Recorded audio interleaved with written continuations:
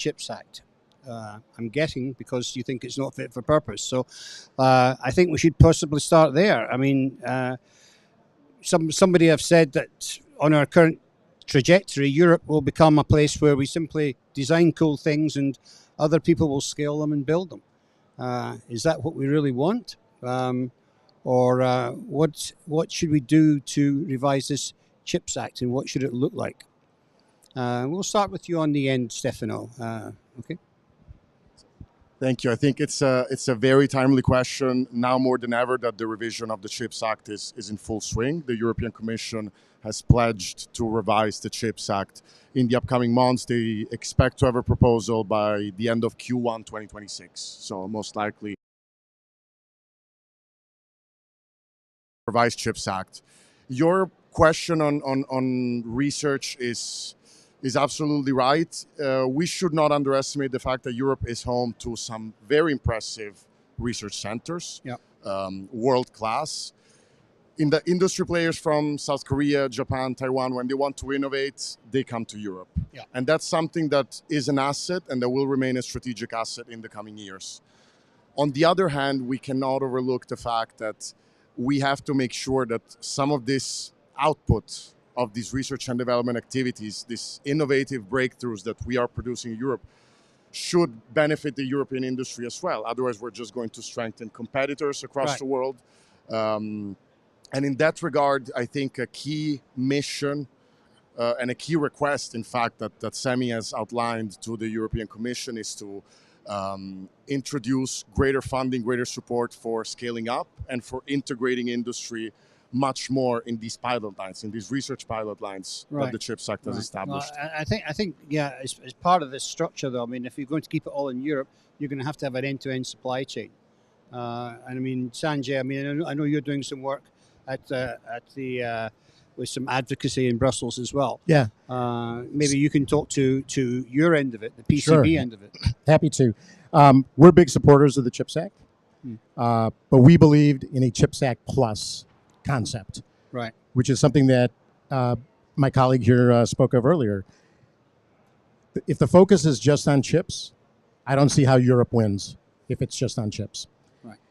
We too have been talking to the European Commission, and what we have told them, three basic things. One, you explicitly have to include PCB, PCBA in the CHIPS Act 2. Right.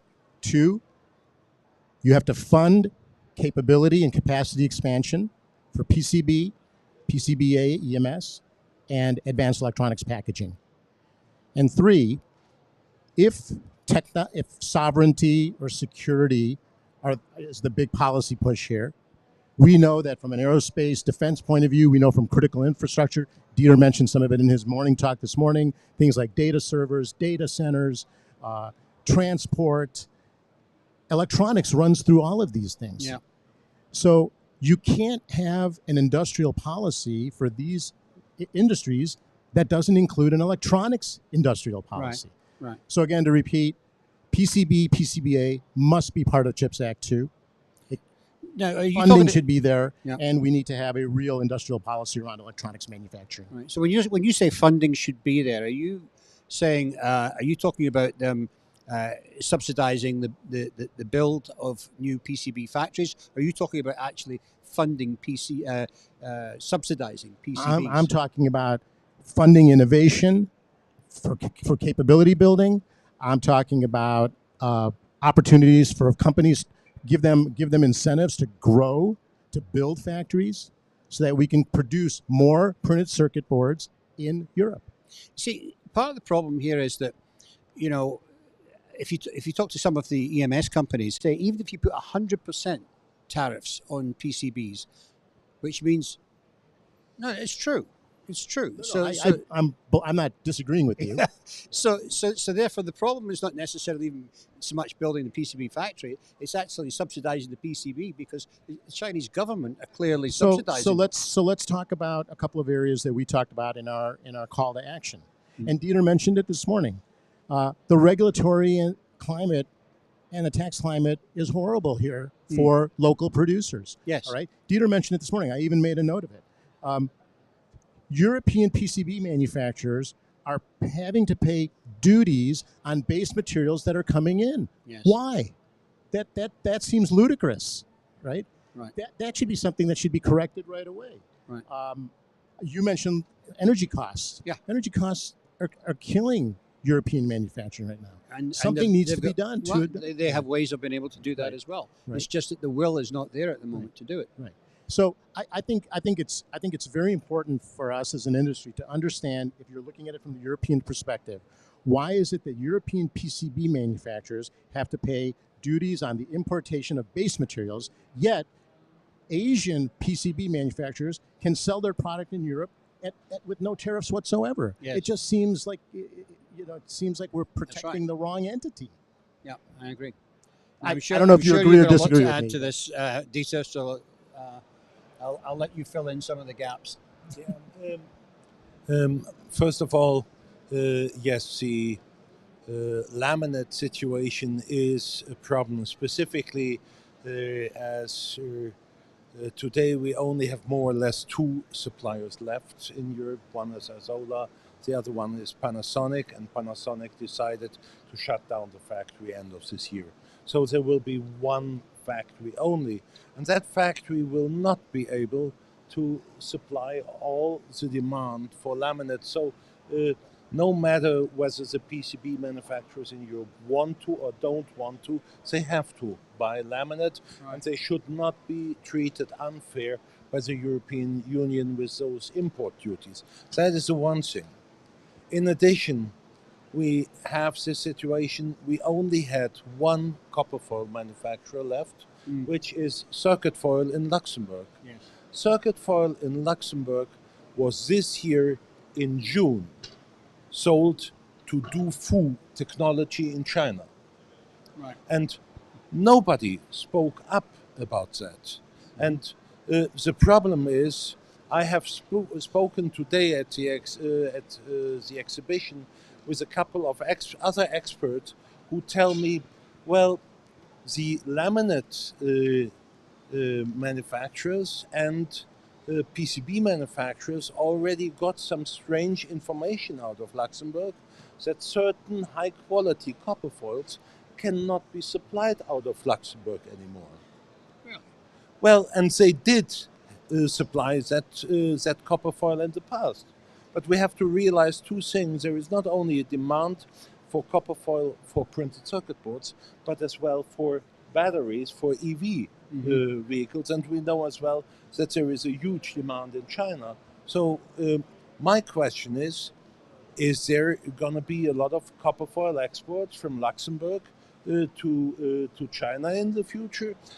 Are we again treated very unfair over here?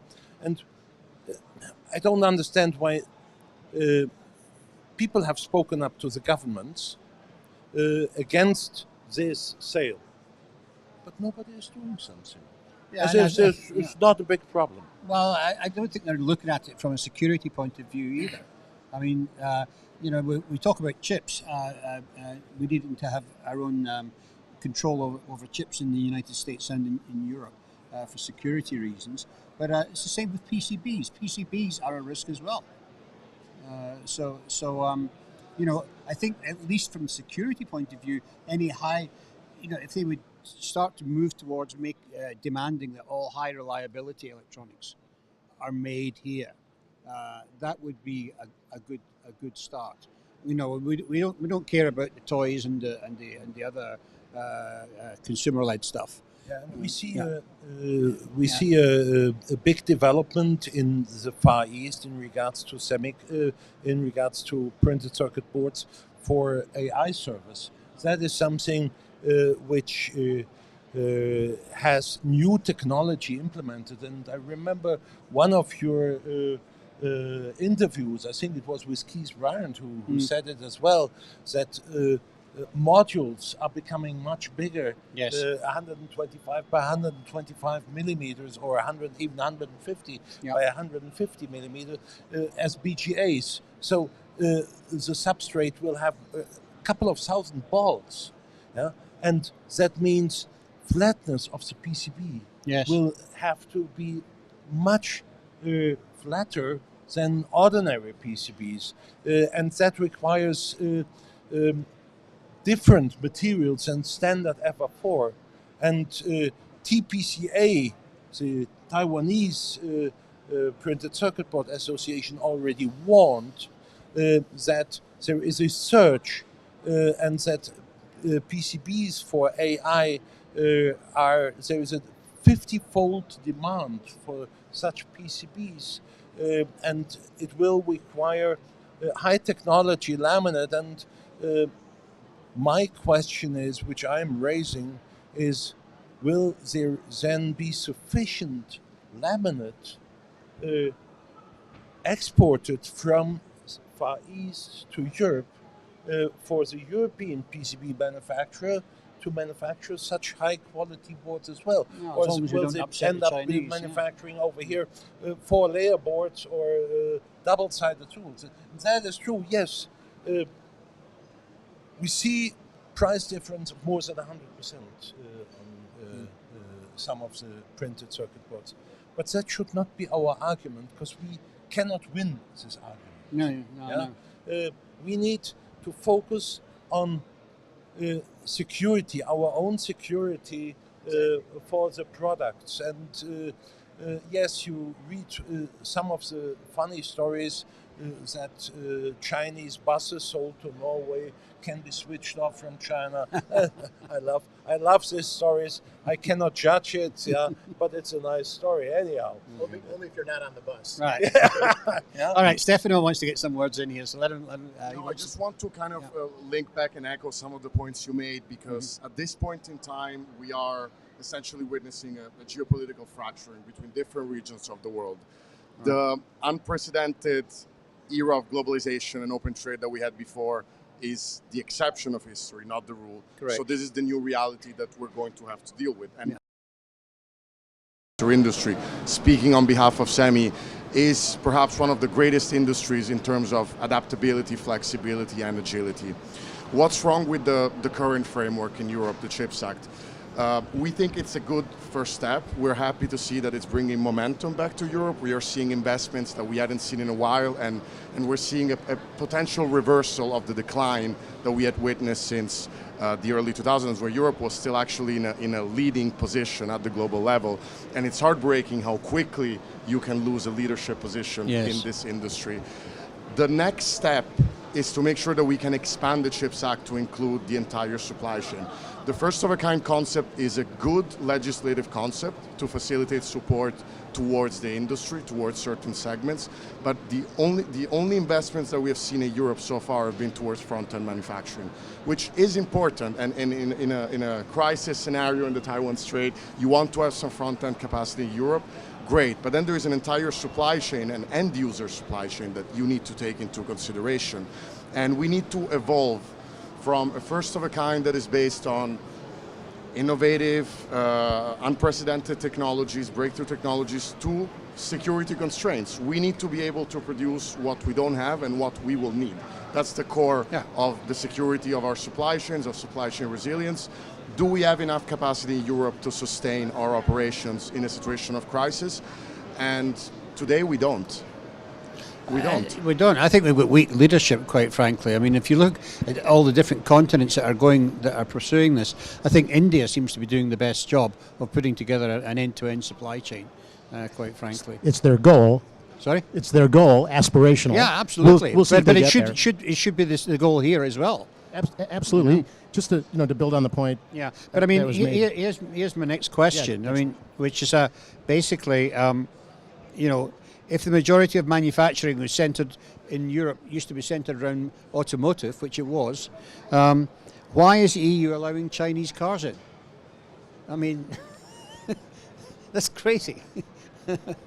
I mean, that market is commoditizing as well at the same time. They're now making, cars in China for $12,000, $10,000. And Tesla's starting to bring out cheap cars in the US. So the value is going out of that business, But around to change its business model. Automotive, but it's not giving itself the time to change because it's allowing the Chinese to come in. But we're running out of time. Yes. And I think that's the key, one of the key points. The urgency needs to be there. Dieter's made this point numerous times. We have made this point numerous times as well, based on guidance from Dieter. We call the approach silicon to systems, end to end, a holistic approach. Yeah. But some of the data points are scary. European share of PCB for the first time has fallen below 2%. And if we're not careful, it'll approach 1% very quickly. Yeah. Packaging has fallen under 2%. Also number of OSATs, right? Yeah. And IC substrates. Europe produces very few IC substrates. That's right. If these are three important components to making a full system. That's right. Well, Host Karamtech used to be a big one over here for many years. But so I think collectively what we're all trying to do, whether it's an association, whether it's consulting, is make sure that the EU is aware that they do need to be thinking about this from a holistic standpoint. Yeah. I'll say it. I said it before. I'll say it again. We're very thrilled with the CHIPS Act because I think it presents an opening for technology to figure out how to work with government to make certain things happen. So I applaud the CHIPS Act. But if we're going to be building semiconductors in Europe and nothing else, then how does that help regional security? Because at the end of the day, you have a semiconductor you built in Europe, great, but then you're still sending it back to the Far East. So how have we addressed security with that? It doesn't make any sense whatsoever. Yeah. It's got to be a holistic approach. And we have to think about funding the entire ecosystem in order to make this happen. Yeah. Very minor addition. We're looking at countries, governments in East Asia that are very, very good at conducting economic industrial statecraft, are integrating security considerations into their industrial policies. Mm-hmm. That's who we are competing against, or in some cases collaborating with. And we're still talking about Europe and the EU, we're still very much behind in this. Yeah, very much so. I mean, China essentially weaponized raw materials. That's what they did, and they're holding the rest of us to ransom. But, there's a danger here if this continues, this US-China spat, that they're going to start driving standards in China to develop their own path. And it looks like they're starting to go their own path in China. Is Europe going to be stuck somewhere in the middle? I mean, there is a European standardization strategy which has been unveiled, I believe, 3 or 4 years ago. It's still very much in its infancy, so it hasn't created a true European standardization ecosystem. I still think the only way possible is to have standardization processes among like-minded countries. So for example, for semiconductors, we have a G7 point of contact group that brings together the G7 countries. Okay. I think that's actually a great format for countries that have common interests, like-minded political systems to conduct standardization in tandem, because people forget that China's One Belt, One Road initiative is, yes, primarily an infrastructural project, geopolitical project. There is a very important element of standardization in there, because that's how they plan on locking in countries to their products, to their key technologies, to make them abide to the new Chinese-led standardization rather than the traditional one in which Europe and the US have always participated. Right. I would say from a I have a little bit of the opposite experience. I would say from a standardization point of view, that is our DNA as Global Electronics Association, formerly IPC. I know it is, and you're still seeing a lot of cooperation coming. We do. Just the point I was about to make is we do have several standards initiatives where you have China, India, Europe, and North America sitting at the same table trying to work things out. So I think there's some subjectivity to that notion, but I believe that for some of the core standards, we are still seeing global cooperation on those standards. Right. Okay. All right, guys, we're starting to run out of time here, so I'm going to skip to my last question, and it's a very simple one, and that is, are EU manufacturers over-regulated? Yeah, that's a very complex question. In my view, there is no yes or no answer. I think that certainly, yes, European companies or companies that are active in Europe do face a whole set of regulations that can put them at a disadvantage compared to other regions. I still think that some of those regulations, and we don't have time to get into the details, I think that some of those regulations are fair as a citizen before being a representative of semi-Europe. However, there is certainly an element of speed which we need to tackle, an element of bureaucracy. It's complicated. The EU is still made up of 27 different member states. It's not a single entity. And these member states sometimes have to come to agreements, and you have to consult the European Commission, you have to consult national governments. What we have seen with the CHIPS Act, I keep referring back to it, but because we've been deeply involved, we see that, for example, to obtain the approval of a project and therefore funding support for a particular project, they were receiving the same questions from different departments within the European Commission. The one, DG Competition, that's dealing with the state aid competitive legal aspects, and then DG Connect, which is dealing with the industrial policy of the EU.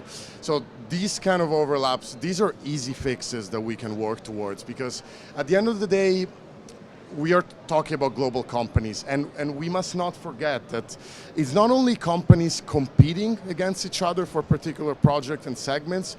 We know that there is divisions within global companies that are competing against other regional divisions to obtain a particular project in Europe. And it's a duty of the European institutions to work in tandem with them, because we need these investments. We need them, simple and plain. Okay. I would just say, just to add on to what he said, I think there's good aspects and bad aspects to regulations, but the reality is that members that we're serving are burdened today. And so whatever we can do as an industry to lessen the burden improves productivity, morale, reliability of products. Well, it's certainly one of the barriers for bringing back a PCB industry anyway. But I mean, what is your view on it? My biggest headache or stomach ache is timing. We are simply too slow. We have been talking with Brussels now for the last 2 years, and in between we had new election, which meant as well that all of a sudden we had new people to speak to. So the administrative part is simply too long, too complicated, and whereas we seem to need 4 or 5 years to make a decision, our competition outside Europe is much faster. Much faster. And not only in the Far East, in the United States as well. People in the United States, they can really they can make it happen quickly, but China's we probably faster Europe, than that. We simply seem to have lost all timing issues of that. And the predictability, which is related to timing. So you need to have, projects can also not get approved in certain cases. I mean, that's just a fact. But the problem in Europe is that not only the process can be slow, but it can get extended multiple times. And so when you're conducting or looking to conduct an investment that is worth multiple billions of dollars, euros, or hundreds of millions, you need to have a certain level of predictability. You need to know at a certain point there needs to be a deadline beyond which you know whether the project is approved and you go forward, or you don't. And that's the key difference in terms of speed that we have with regards to competitors in East Asia. Okay. That's a key point. Right. Okay. Well, gentlemen, unfortunately we've run right out of time, but I want to end on that point, and I want to thank you all very much for coming in. Thank you, Stefano from SEMI, Sanjay from Global Electronics Association, as you call it now, and of course my old friend Dieter Weiss here from Informa. Thank you, Trevor. So thank you, gentlemen, thank you, Trevor. Thank you to our audience for watching. Ko Young is leading a smart revolution that will change the world of electronics manufacturing. Based on our pioneering True 3D measurement-based inspection technology, we revolutionize the solder paste inspection market to such great lengths that 1 in 2 SPIs sold today is from Ko Young. Building our SPI technology, we expanded to automated optical inspection, also known as AOI. Every year, we introduce new award-winning innovations and have proudly earned the respect from thousands of customers across diverse industries. Aside from our R&D center in Korea, we have research facilities focused on artificial intelligence and deep learning across the world to help us further develop proprietary AI technologies for your challenges. With our global network of sales and service centers, we aim to respond quickly to your needs and to deliver the highest level of customer satisfaction.